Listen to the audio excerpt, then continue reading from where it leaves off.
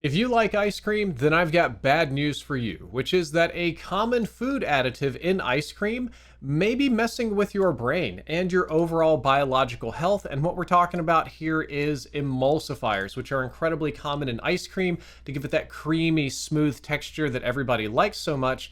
And what happens is they harm the gut brain axis. In case you're unfamiliar, your stomach houses, I think, trillions of different bacteria and microbes and various things that help you digest food. But when it's out of balance or something is wrong, that can also affect your cognition because amazingly, our guts and our brain are linked.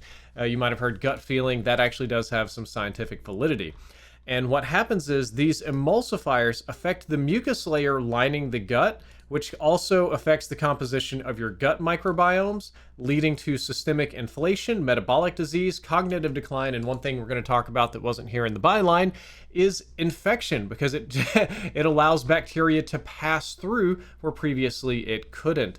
And what we're talking about is emulsifiers, especially synthetic ones. And emulsifiers are additives that help oil and water mix. They create that smooth mouthfeel that everybody likes. They're in a ton of processed foods. You'll find them in almost everything you eat. And they found that they help bacteria invade the mucus layer lining in the gut. With the mucus lining compromised, microbes and their relative toxins find it easier to pass through the gut lining and enter the bloodstream.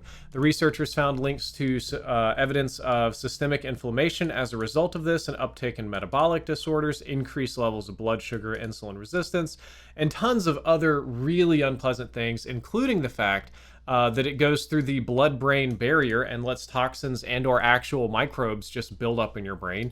This article points out that this was done on rats, and that's maybe not the best analogy for humans, but they have evidence to believe that this would affect humans too. And the two chemicals that we are talking about are carboxymethylcellulose. Little bit of a mouthful right there. This is an industrial chemical that you can buy in bulk. I found this little manual on how to use it. And the other one, much more commonly, polysorbate 80. You see this everywhere, not only in food, but you also see it in pharmaceuticals and topicals and tons of different applications. This apparently is something we probably shouldn't be eating, though then again, I guess it makes sense that if it's used for cosmetics, it probably shouldn't be a food additive. But it's something that is a little bit concerning that I never knew and never thought of, and I thought a lot of you might want to know.